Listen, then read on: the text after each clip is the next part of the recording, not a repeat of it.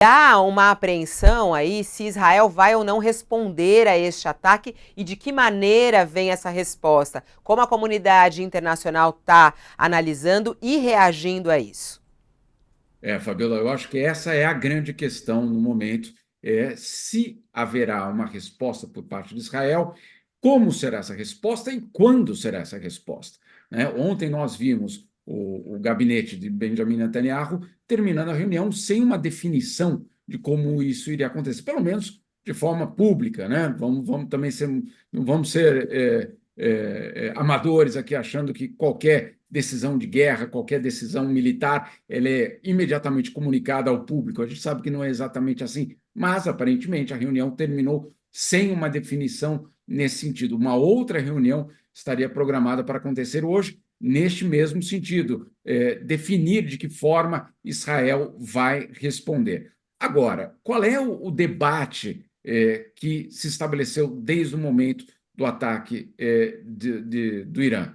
Até que ponto aquele ataque era, como foi utilizada uma palavra pelos americanos, performática e telegrafada, ou, de fato, representava uma ameaça e que aquele ataque tinha como objetivo gerar dano para Israel? Por que essa pergunta? Bom, aí a gente precisa dar alguns passos para trás. O que aconteceu no dia 1º de abril? No 1º de abril, o que aconteceu foi um ataque ao consulado iraniano em Damasco, com a morte de um alto funcionário da Guarda Revolucionária Iraniana. O que é a Guarda Revolucionária Iraniana? É o pilar do regime. Então, você basicamente matou uma pessoa ligada ao pilar do regime. O regime precisava dar uma resposta. Por quê? Em primeiro lugar, para sua própria credibilidade interna. Afinal de contas, nós fomos atacados e nós vamos ficar em silêncio? Que história é essa? E dois, claro, para tentar mostrar à comunidade internacional que esse ataque, que essa resposta era justificada, como autodefesa. Mas o que é que aconteceu no momento do ataque? A Jordânia interceptou, o governo americano e o governo britânico atuaram, né, e ficou muito claro, que já era uma evidência, na verdade, mas já ficou muito claro para muita gente que se o Irã optar por uma guerra contra Israel, ele não vai estar fazendo uma guerra apenas entre Irã e Israel. A região inteira vai estar imediatamente envolvida no que seria uma guerra. E aí vem a pergunta: querem de fato entrar numa situação como essa? Um país que economicamente já é fragilizado? A aposta é a de que não. Mas, e se em algum momento houver um erro de cálculo? E se, em algum momento, essa jogada, olha, eu te aviso antes, eu ataco, mas eu aviso antes, eu ataco, mas com mísseis mais lentos, justamente para dar tempo de vocês responderem. E se tudo isso, em algum momento, sair do controle, numa região já extremamente explosiva, o que é que aconteceria? É essa a grande preocupação. Ontem, no Conselho de Segurança, só para completar, Fabíola, no Conselho de Segurança, foi dramático o que a gente viu. Foi algo extremamente triste, no fundo. Por quê? O Conselho de Segurança se reúne, não há consenso sobre uma condenação ao Irã, não houve esse consenso, houve uma troca de acusações mútuas aí entre Israel e Irã, houve entre as potências um desacordo total sobre o que é que estava acontecendo, com Rússia e China de um lado e americanos e europeus de outro, ou seja, não há nenhum tipo de entendimento internacional sobre o que está acontecendo. E essa é a parte também perigosa. Ou seja, nós temos um palco explosivo, extremamente vulnerável, e, de outro lado, potências que não se entendem. Não é por acaso, Fabiola, que o Guterres, o secretário-geral da ONU, disse que o Oriente Médio está à beira do abismo. Uau, essa é a dificuldade, né, ô Jamil? Porque como você fala aí, tá tudo no escuro sem saber. Bom, vamos puxar um pouquinho para o Brasil, né? Como que o Brasil olha para isso? Qual é a preocupação do Brasil, Jamil, em relação a esse ataque do Irã?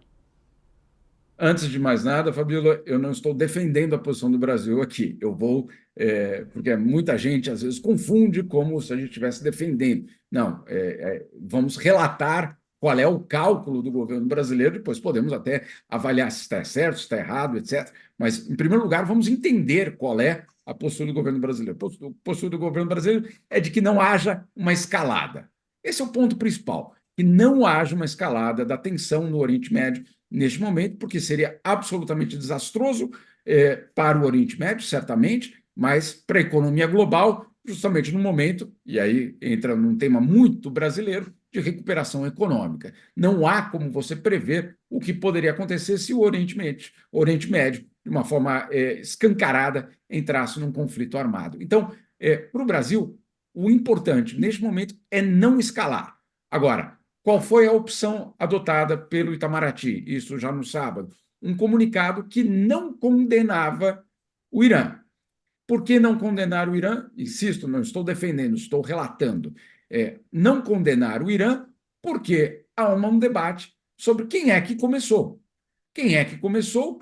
Na avaliação do governo brasileiro, quem começou foi Israel ao atacar o consulado iraniano em Damasco.